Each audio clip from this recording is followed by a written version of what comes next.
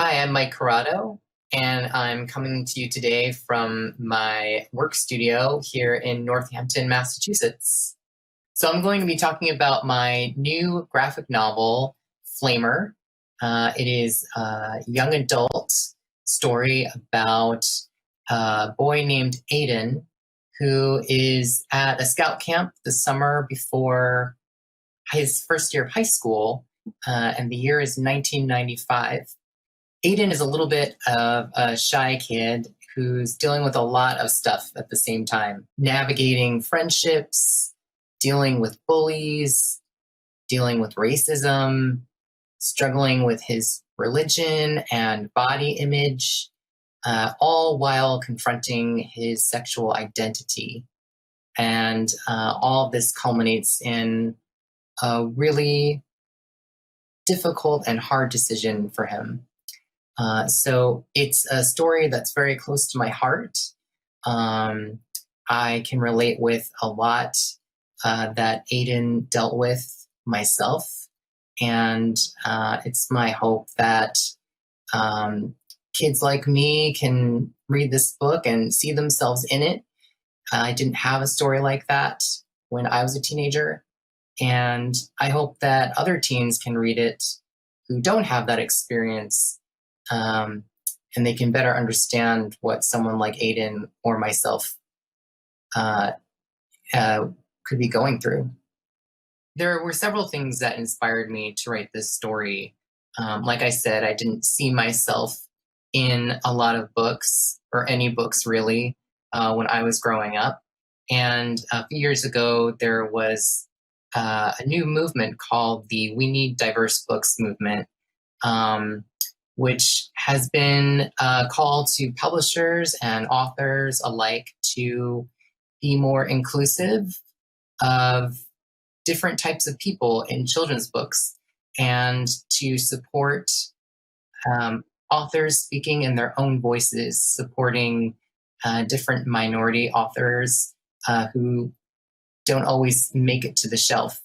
And I think it's really important for many different stories to be told. And I think that if we knew everyone's story, there would be a lot more compassion in the world. One publication that reviewed the book said that for some, Flamer will be the defining book of their adolescence. That is really important to me. And really, my most earnest hope is that the people who need to read this book, who need to see themselves in a book, are able to access the book and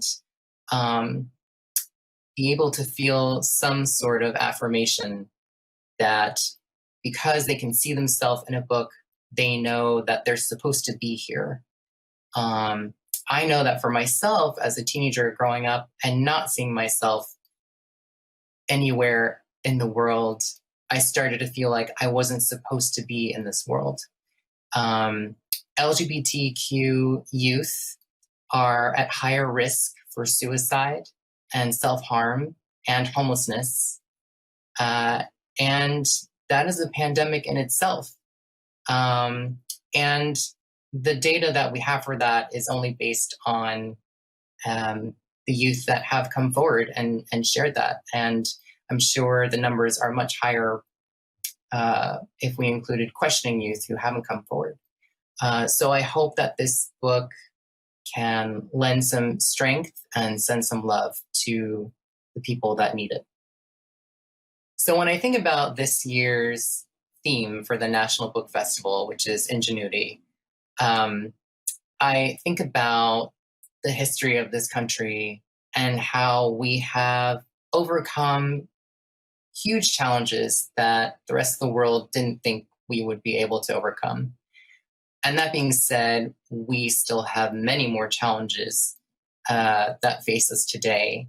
And I think what I like to think about in this year of 2020 and the National Book Festival's 20th anniversary of being in 2020, I think of that saying, hindsight is 2020.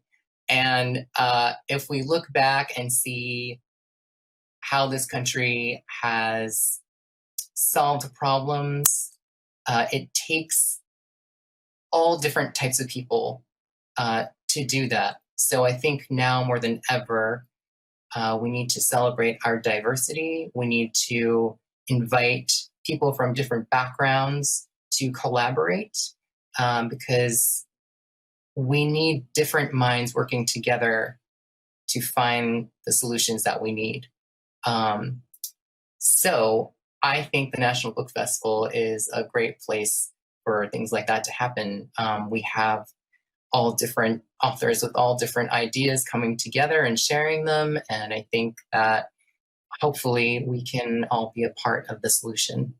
I wouldn't be the person I am today if I didn't have libraries when I was growing up.